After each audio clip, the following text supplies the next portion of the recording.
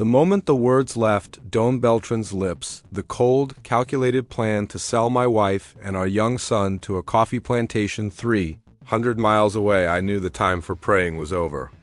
It was time for a different kind of salvation. My name is Mateo. In the sweltering summer of 1857, while the rest of the world looked for my tracks in the Colombian mud, I was less than 6 inches away from the man who claimed to own me.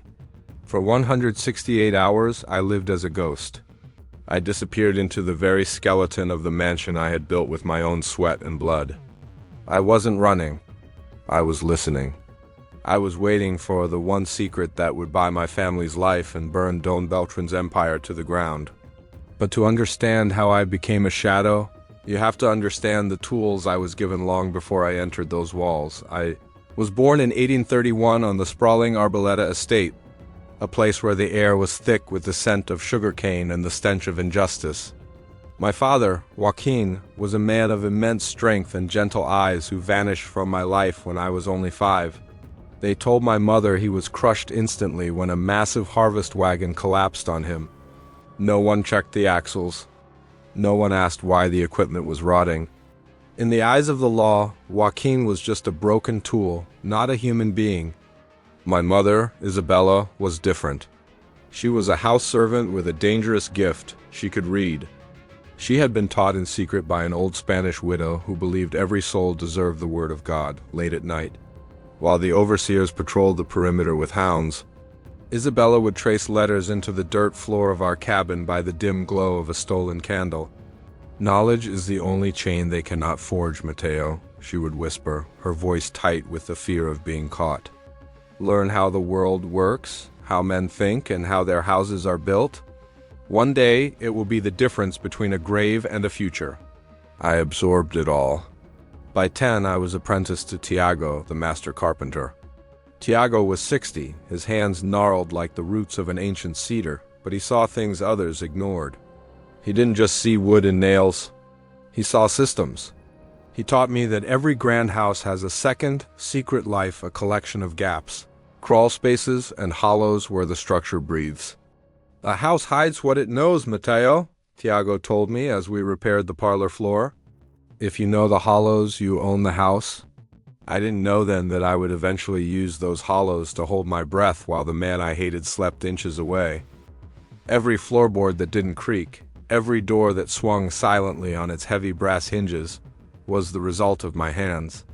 I had spent 2 long years building that house, and for 2 years, I followed Tiago's advice: a house that breathes can also hide.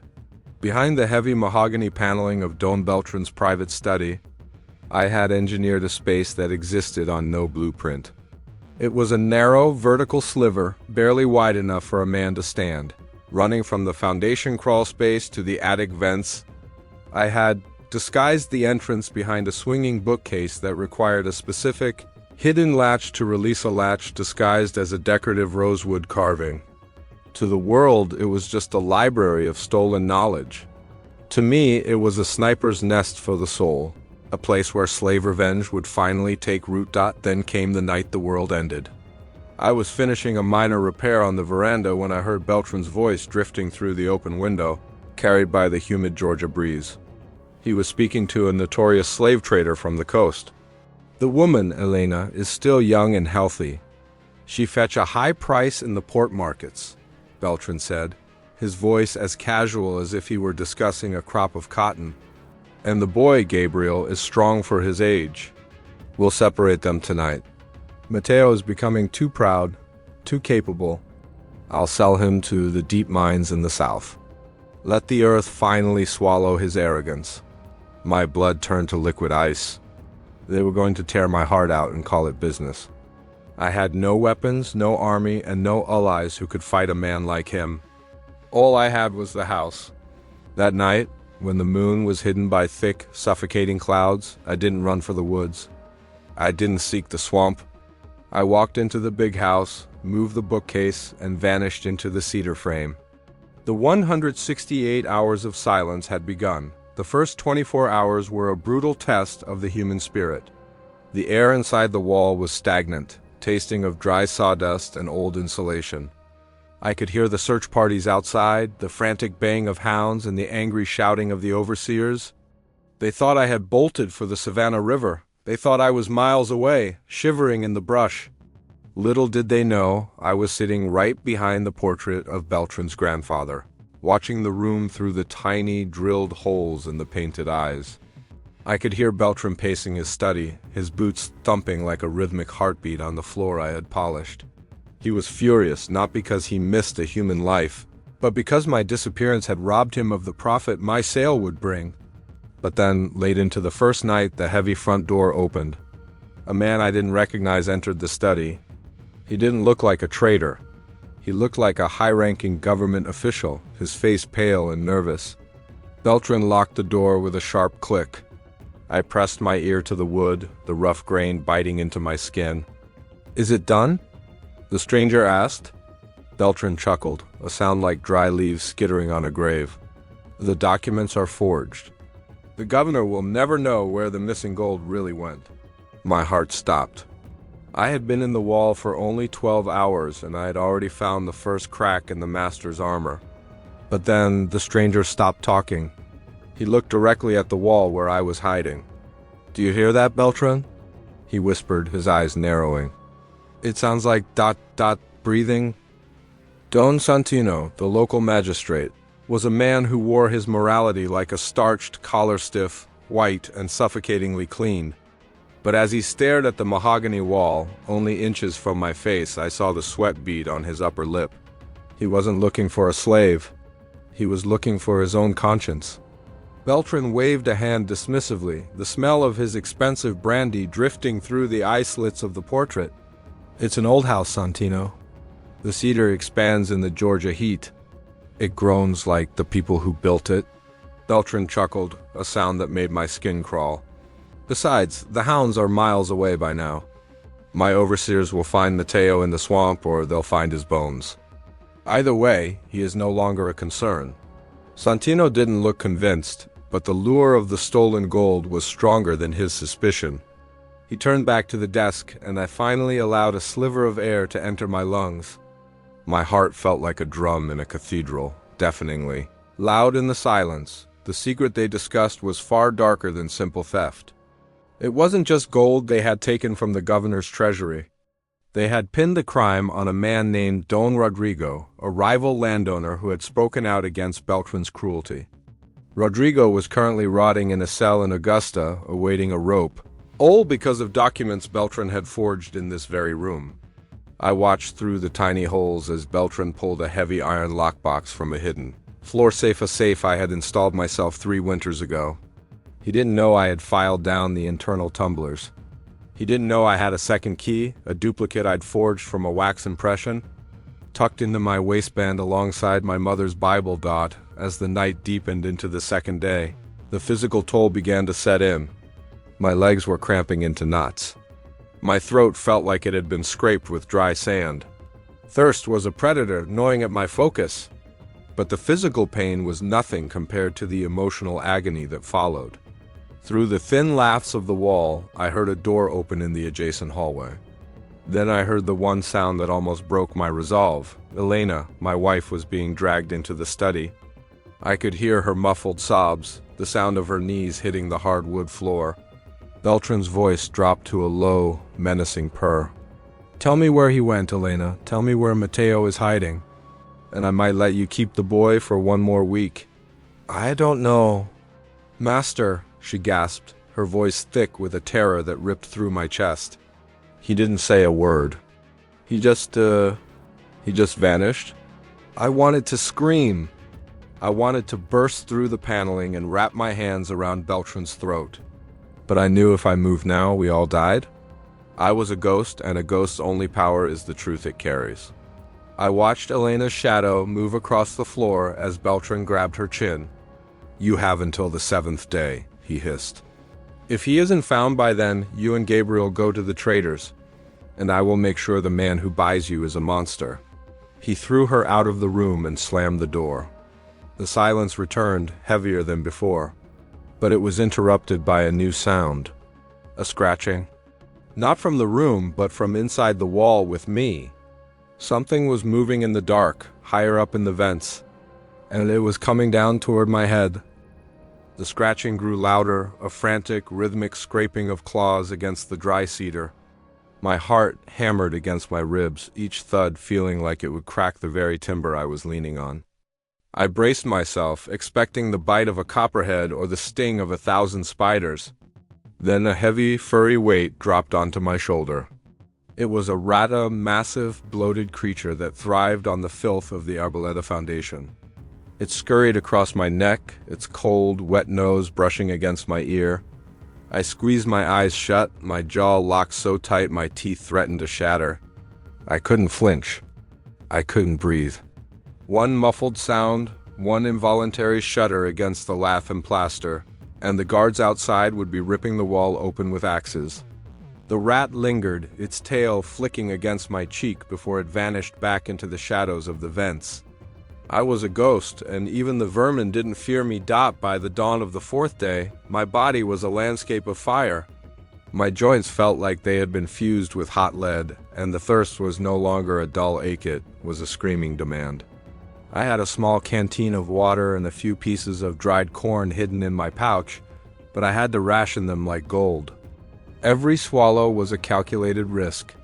I watched through the eye slits of the portrait as Beltran returned to his desk.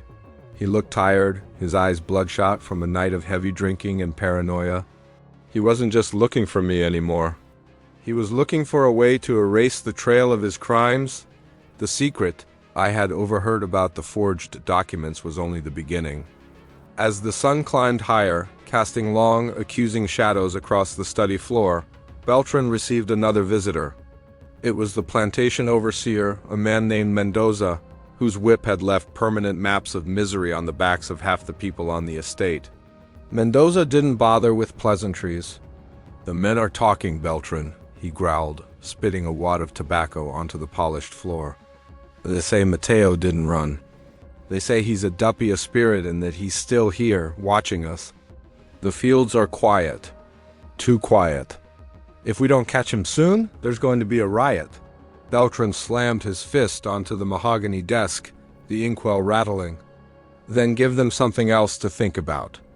If Mateo is a spirit, show them what happens to spirits who haunt me. Burn the slave quarters. Start with Mateo's cabin. If he's watching, let him watch his memories turn to ash." My breath hitched. My mother's Bible, my son's first carvings, Isabella's hidden letters. Everything we had left was in that cabin. I gripped the duplicate key in my pocket until the metal bit into my palm. I had to get out. I had to stop them. But as Mendoza turned to leave, Beltran called him back. "And Mendoza, find the gold. The real gold. It's not in the safe anymore. I moved it to the Foundation vault last night.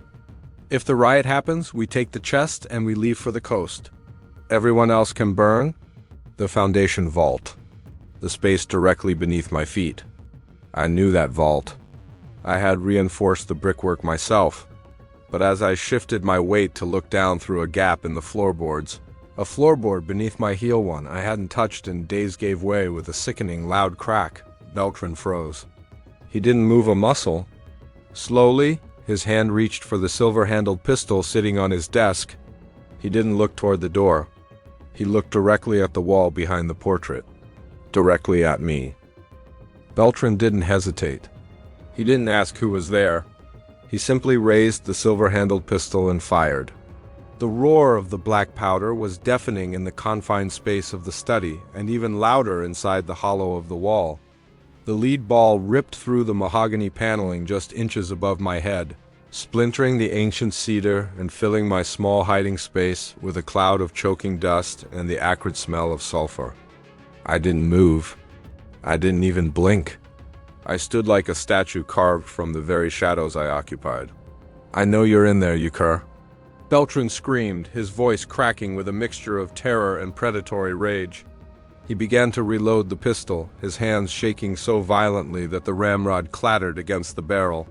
He stepped toward the wall, reaching out to tear the portrait of his grandfather away. This was it. The ghost was about to be revealed. But just as his fingers brushed the gold leaf frame, a frantic pounding erupted at the study door. "Master!" Master Beltran? It was a house servant, her voice high and thin with panic. The smoke! Look at the horizon! The slave quarters are ablaze. Beltran froze. He looked at the wall, then at the door. The lure of watching his property burn, of asserting his dominance over the spirit of the plantation, was greater than his suspicion of a creaking floorboard. He spat at the wall, a final gesture of contempt, and hollered for Mendoza. Let it burn! He roared as he ran from the room. Let every stick of wood that Mateo ever touched turn to ash? Through the slats I watched the study empty. I was alone, but my heart was breaking. Through a small vent that led to the exterior, I saw it, the orange glow of a Georgia sunset being swallowed by the much angrier, unnatural orange of a man-made inferno. My cabin, Isabella's lessons, the small wooden horse I had carved for Gabriel. All of it was being consumed, but I couldn't go to them. If I stepped out now, I was a dead man, and my family would be sold into the darkness. I had to move. Not out, but down. Beltran had mentioned the foundation vault, the real gold. During the construction, I had helped Tiago reinforce a small stone cellar directly beneath the study floor, meant for aging wine, but Beltran had modified it into something else. I knew the ventilation shafts connected to the foundation as the house fell into a chaotic silence. The guards and servants all distracted by the fire, I began my descent. I slid down the narrow passage, the rough wood scraping the skin from my shoulders. I reached the bottom, where the air was cold, damp, and smelled of ancient earth. I found the stone vault. The door was heavy iron, but the mortar around the hinges was fresh. I used a small chisel I had kept in my belt.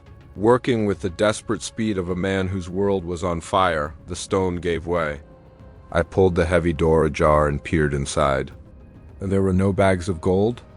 Instead, there was a single, heavy leather satchel. I opened it, expecting the glint of coins. What I found instead was a stack of letters tied with a black ribbon, and a ledger with a seal I recognized instantly. The seal of the abolitionist underground. My breath caught in my throat. This wasn't gold. This was something far more dangerous. Beltran wasn't just a thief. He was a traitor to his own class. He had been selling information to the very people he claimed to hate, but not for the cause of freedom, for a payout that would bankrupt the entire state of Georgia. I had found the secret. But as I reached for the satchel, a cold, metallic click echoed from the darkness of the cellar behind me. You always were too smart for your own good, Mateo, a voice whispered. It wasn't Beltran. It was Mendoza. And he wasn't alone. Mendoza stood in the shadows of the foundation, his silhouette distorted by the flickering orange light of a single tallow candle. The smell of his cheap tobacco mixed with the damp rot of the cellar.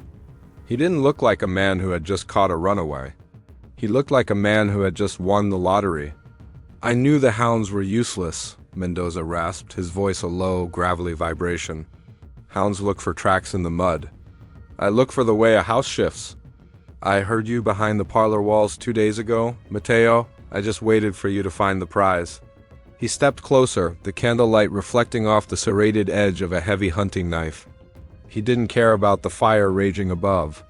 He didn't care about the screaming families in the quarters.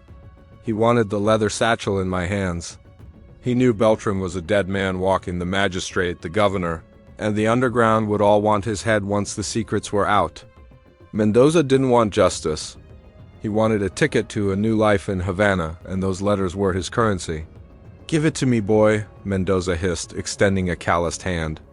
I take those letters, I vanish, and I leave the vault door open for you. You take your woman and your whelp and you run for the river. Beltran will be too busy counting his sins to notice you're gone. It's the only way any of us survive the night. I looked at the satchel, then back at the man who had whipped my brother until he couldn't walk. Mendoza was offering a devil's bargain. If I gave him the proof of Beltran's treason, I might save Elena and Gabriel tonight, but Beltran would remain free to build another empire of pain elsewhere. The slave revenge I sought wasn't just about escape. It was about the total erasure of the system that allowed men like Beltran to exist. My mother's voice echoed in my head, learn how the world operates. It might be the difference between freedom and death.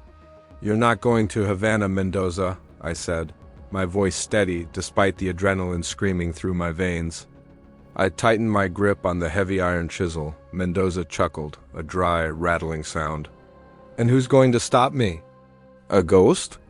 He lunged, the knife flashing toward my throat. I didn't move backward. I moved sideways into the very structure I had built.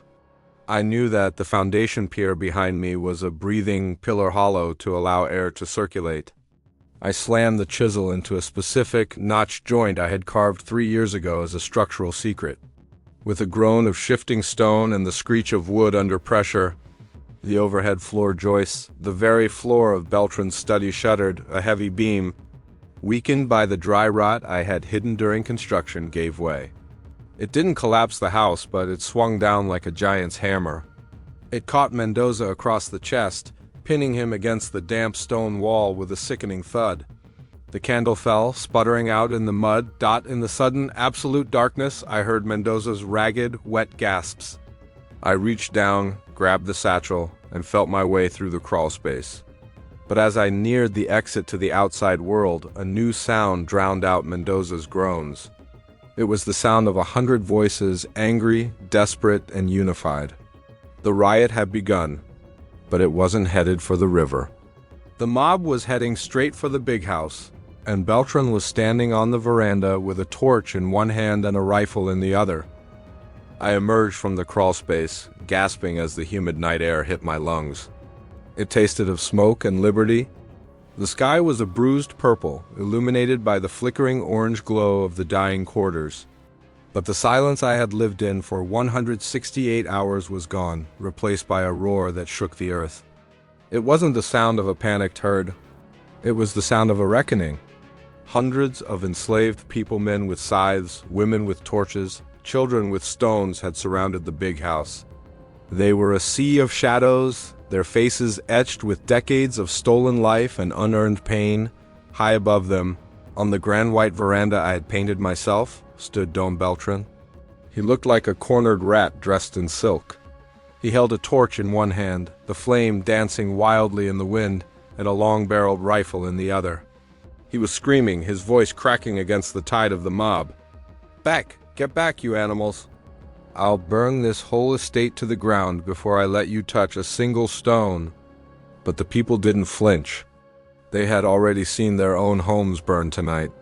They had nothing left to lose, and a man with nothing to lose is the only thing a tyrant truly fears. In the center of the crowd, I saw her, Elena. She was holding Gabriel tight. Her eyes fixed on the veranda with a mixture of terror and a new, sharp defiance. She looked older, her face lined with the grief of the last 7 days. But when her eyes scanned the shadows and landed on me, merging, like a mud-caked specter from beneath the house, the scream she let out wasn't one of fear. It was a battle cry. "Mateo!" she shrieked, pointing toward the foundation. The crowd shifted like a single organism. A path opened as I walked toward the veranda, the leather satchel clutched against my chest. I wasn't the virgin acquisition or the proud carpenter anymore. I was the ghost who had returned from the walls with the master's soul in a bag. Beltran's eyes found me, and for the first time in his life, his face went completely white. He dropped the torch. It tumbled through the air, landing in the dry ornamental shrubbery at the base of the house. "You ... Beltran stammered, his rifle shaking. "You died in the woods. You're a ghost." "I never left, Beltran," I shouted, my voice carrying over the crackle of the new fire rising against the veranda. "I was in the walls. I heard the gold you stole. I heard the names of the men you betrayed. And I have the proof." I held the satchel high. The crowd went silent, sensing the power of the object in my hand. It wasn't a knife or a gun, but in the world of the elite, truth is the deadliest bullet. Beltran realized then that the riot wasn't his biggest problem. If those letters reached the magistrate or the governor, his life wouldn't end at the hands of a mob. It would end on a gallows, stripped of his name and his wealth. He leveled the rifle directly at my heart. "Give me the bag, Mateo. Give it to me, and I'll let the girl and the boy walk away." It was the same lie he'd told for years. But as he tightened his finger on the trigger, a hand reached out from the shadows of the veranda doors behind him. It was Santino, the magistrate. His face was a mask of cold fury. He wasn't there to save the slaves. He was there to save himself. Santino's hand closed over the barrel of Beltran's rifle, forcing the muzzle toward the floor. The magistrate's face was a stone mask illuminated by the rising heat of the fire beneath them. "Lower the weapon, Beltran," Santino commanded, his voice vibrating with a terrifying calm. "The mob is one thing, but a dead man with that satchel in his hand is a confession we cannot afford." Beltran spun around, his eyes bulging. "He has the letter, Santino. He has the records of the gold. If he speaks, we are both finished." The crowd below surged forward, a low growl rising from their throats. They didn't care about the gold or the forged documents. They cared about the centuries of blood soaked into the Georgia soil.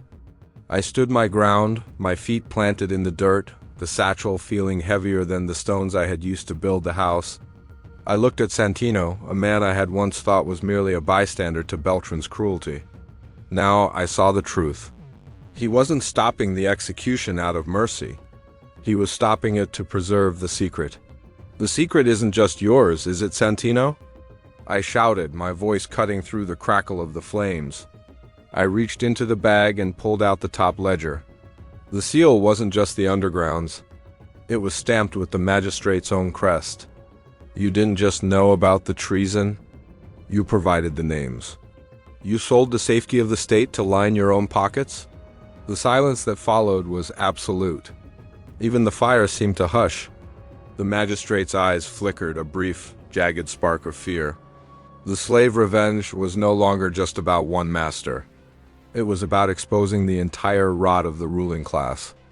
The people around me began to murmur, the realization spreading like the fire. They weren't just fighting a plantation owner. They were witnessing the collapse of the law itself. Beltran looked from me to Santino, a desperate, hysterical laugh bubbling up in his throat. "We're in this together, then? If I go down, Santino, I'm taking you into the fire with me." He lunged for the satchel, but he was clumsy. Fueled by brandy and terror, I stepped back, but the ground beneath the veranda was already weakened. The ornamental shrubs I had mentioned earlier, the ones Beltran's torch had ignited, had turned into a roaring wall of flame. The heat was warping the very cedar pillars I had carved. The breathing spaces I had built into the house were now acting as chimneys, drawing the fire upward into the very walls where I had hidden for 168 hours. The house began to scream. The wood groaned under the thermal stress. Suddenly, the grand veranda floor, charred from beneath, gave a sickening, splintering lurch. Santino scrambled back toward the parlor doors, but Beltran was trapped at the railing. He reached out one last time, his hand clawing at the air toward the satchel. "The secret!" he shrieked. "Give it to me." I looked at my wife and son. I looked at the hundreds of faces waiting for my signal. I realized that the greatest secret wasn't in the bag. It was the power we held when we stood together. I didn't give him the bag. I threw it not to him, but into the heart of the mob below. "The truth belongs to the people," I roared as the bag hit the hands of a dozen waiting men. The veranda finally surrendered. With a sound like a thunderclap, the front of the mansion collapsed. Beltran vanished into the smoke and debris, his final cry cut short by the weight of his own house. But as the dust settled, I saw Santino standing in the shadows of the doorway, a silver derringer aimed directly at Elena's head. The parlor was a furnace of swirling embers and choking black smoke. Don Santino stood framed by the flickering orange light, his fine silk coat singed, his face twisted into a mask of pathetic, murderous desperation. He held the small silver derringer level with Elena's temple. Gabriel was huddled behind her skirts, his small hands clutching her apron. The magistrate's hand was shaking. He wasn't a soldier. He was a thief who had finally been backed into a corner by the very people he considered dirt beneath his boots. "The bag, Matteo." Santino screamed over the roar of the collapsing roof. "Tell them to give it back, or I swear to God I'll take her with me." I stood at the threshold of the parlor, the heat blistering the skin on my face. I didn't look at the gun. I looked at the ceiling. Specifically, I looked at the grand crystal chandelier, a 300-pound monster of glass and iron that hung directly above Santino's head. When I had installed that chandelier 3 years ago, Tiago had whispered to me, "Always leave a way to take down what you put up. Matteo, you never know when a light needs to become a hammer." I had rigged the main support cable to a hidden release lever behind the wainscoting near the door, a safety feature for cleaning. I had told Beltran. In reality, it was my insurance policy. "The bag is gone, Santino," I said, my voice low and cold, cutting through the chaos. "The letters are already being read by men who have nothing left to fear. By morning, your name will be a curse in every corner of Georgia. Your wealth is gone. Your honor is ashes. You've already lost everything. I still have her life." He shrieked, his finger tightening on the trigger. "No," I whispered. "You have a house that hates you." I didn't lunge for him. I reached to my left, my fingers finding the small, carved rosewood knot in the wall paneling. I pulled it with every ounce of strength I had left from 168 hours of starvation and toil.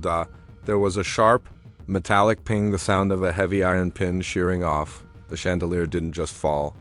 It screamed as it plummeted. The massive iron frame slammed into the floorboards with the force of a falling star.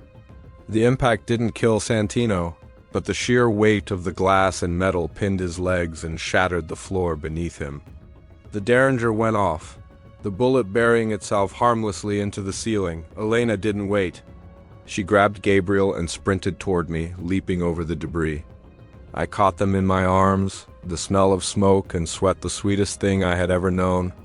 We didn't look back as Santino began to howl, trapped under the glittering ruin of his own vanity as the flames finally claimed the parlor.